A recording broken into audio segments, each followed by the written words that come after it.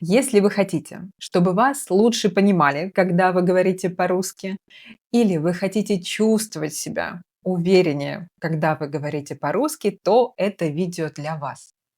Сегодня я приготовила для вас 5 скороговорок. Скороговорки– это короткие фразы для автоматизации сложных звуков. Я приготовила для вас 5 таких скороговорок, в которых мы будем разбирать самые сложные звуки в русском языке, самые сложные для изучающих русский язык. Я уверена, что у каждого из вас будет момент эврики. Каждый из вас сможет сказать «эврика». Вы узнаете что-то, что поможет именно вам. Потому что эти звуки частая проблема, и решения, которые я вам скажу, помогают всем. Помогают всем, не могут не помочь. Если вам интересна эта тема, можете поставить палец вверх, можете подписаться на этот канал. Если вы еще не подписаны, добро пожаловать в нашу дружную компанию. И давайте начнем. Первая скороговорка для тех, у кого есть сложности с твердыми и мягкими согласными звуками. О чем я говорю?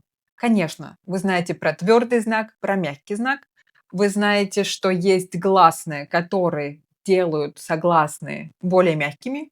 Например, ля, лю, ли и так далее. Есть гласные, которые делают согласный твердым. Ла, ло, лу, лы. И в русском языке это два разных варианта. Два разных варианта одной буквы. В английском языке, во многих европейских и восточных, и северных, и южных языках, в общем, во многих языках есть только один вариант. Например, в английском «л» будет такой средний. Есть немного средне твердый вариант, но в основном это средний. Я сейчас прочитаю скороговорку один раз и потом объясню детали. Хорошо? На мели мы налима лениво ловили. Для меня мы ловили леня. О любви не меня ли вы мило молили, и в туманы лимана манили меня. Ладно, прочитаю второй раз немного быстрее. На мели мы налима лениво ловили. Для меня мы ловили леня. О любви не меня ли вы мило молили, и в туманы лимана манили меня. Большая скороговорка, длинная скороговорка. Вы видите, в чем здесь особенность. Вы видите, как эта скороговорка помогает работать над твердыми и мягкими согласными.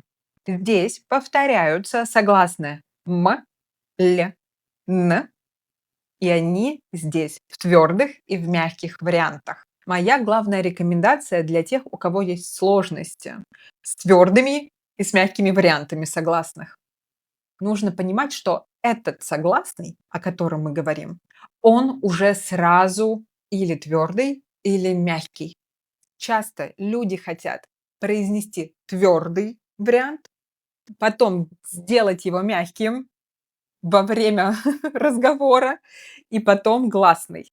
Лу, лю, блю. Нет, этот согласный должен быть сразу мягким. Сразу должен быть н. Как их автоматизировать? Есть звук-помощник, и в этой скороговорке он регулярно повторяется. Это «и». Звук-помощник «и». Вы произносите «л» плюс «и».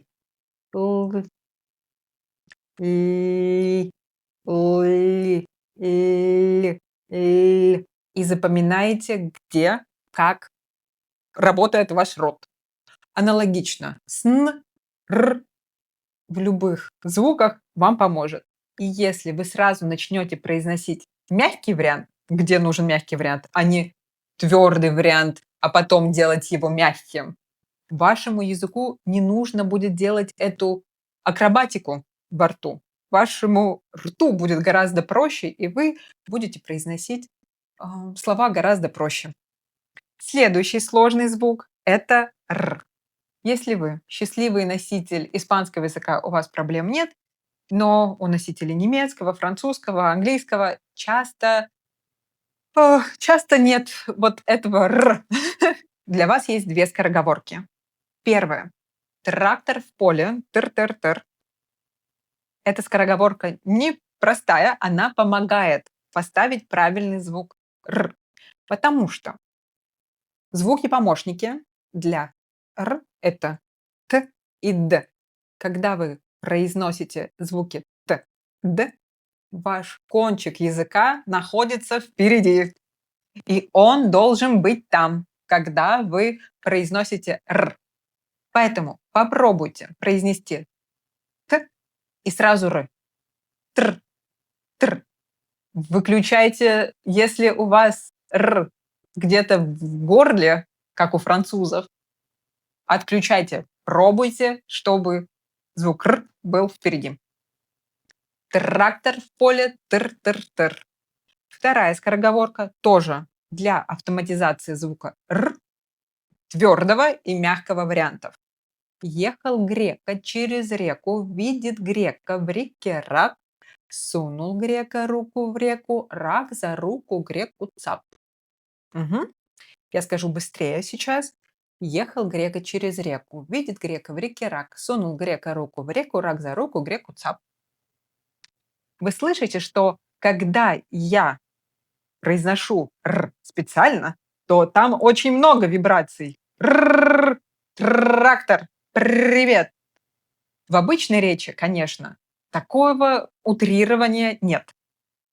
И когда я говорю быстро, ехал грека через реку, видит грека в реке рак, то «р» там может быть один раз, два раза вибрация. Поэтому не нужно усердствовать. Вы не на тракторе. Вы не сосед, который начинает делать ремонт в 8 утра в воскресенье. Знаете, трррррр. Нет, ситуация не такая. Вы заметили, что я не говорила про звук «ы». Говорят, что часто есть сложность со звуком «ы». А, да, он не самый простой, звук «ы», но эта проблема часто решается сама, если отработать твердые и мягкие варианты согласных. Потому что когда вы будете отрабатывать варианты, мягкие варианты, ми, ми, ри и так далее, то вы привыкнете к позиции этой «и», а звук и звук «и», они родственные. Они родственные. Даже есть ученые, которые говорят, что фонема это вариант фонемы и они на самом деле похожи, просто когда мы произносим и потом уносим, отводим язык назад, то должна получиться И, ы. Поэтому, если вы будете работать над твердыми и мягкими вариантами, то у вас проблема тоже решится, если она была. И третья сложность русского языка не совсем про фонетику, но это очень часто, это психологическая травма многих изучающих русский язык. Это длинные слова. Вы знаете, что в русском языке слова могут быть очень длинными, и что говорить? Даже когда вы начинаете учить русский язык, одно из первых слов — это «здравствуйте». Другое слово — «достопримечательности». И это уже достаточно сложно произнести. И есть скороговорки, которые помогают привыкнуть к выговариванию длинных слов. Наша четвертая скороговорка, которая тоже, кстати, помогает с р, ри, это 33 корабля лавировали, лавировали, да не вылавировали. 33 корабля лавировали, лавировали, да не вылавировали. Вы слышите, что там есть мягкий р, твердый р, мягкий л, твердый л и длинные слова. Очень длинные слова, которые нужно выговаривать. И последняя, финальная, пятая скороговорка. Самая сложная, как мне кажется, для меня. Но кто не рискует, тот не пьет шампанского, поэтому давайте попробуем. Я боюсь, я не смогу ее прочитать. Сшит колпак не по-колпаковски. Вылет колокол не по-колоколовски. Надо колпак, надо колпак переколпаковать, перевыколпаковать. Надо колокол переколоколовать, перевыколоколовать. Так, давайте я еще раз попробую. Сшит колпак не по-колпаковски, вылет колокол не по-колоколовски. Надо колпак переколпаковать, перевыколпаковать. Надо колокол переколоколовать, перевыколоколовать. Ура! Слава богу. Ужас! Что я делаю? Это было сложно. Поэтому, если вы сможете правильно произнести эту скороговорку, ну, вам вообще в этой жизни больше ничего не страшно. Дорогие друзья, я надеюсь, что это видео было для вас полезным, что вы нашли что-то для себя интересное, полезное, что вы раньше не знали. И если вам интересно узнать больше о произношении в русском языке, как говорить красиво, правильно, понятно, то у меня есть целых 2 вебинара только про произношение в русском языке. Если вам интересно, то, пожалуйста, оставьте свой имейл в форме внизу. Я буду перезаписывать и актуализировать, дорабатывать все вебинары, которые были в прошлом году, в этом году. Если вам интересно, то ставьте свою почту, и когда все будет готово, я вам напишу. А мы на сегодня закончили. Я желаю вам прекрасного дня, прекрасных выходных и до встречи на следующей неделе. Пока-пока.